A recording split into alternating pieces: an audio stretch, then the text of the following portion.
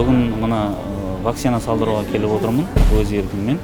Мұғалімдеріміз енді жазғы демалысқа шығып, бәрі өзіміз қолымыз босап қалды. Кішкене шілде және тамыз айлар келе жатыр. 42-ке дейін 100% салдырамыз деген жоспарымыз бар.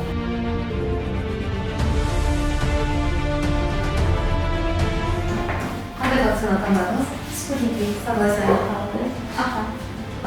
Спутник V.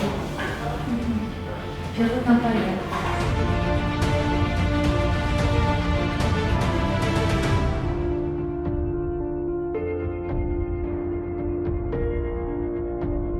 Ұстаздар босауына қарай міне келіп жатыр күнделікті. Бүгінгі таңда әр мектептен өзі желаниясы бойынша келіп жатқан ұстаздар баршылық.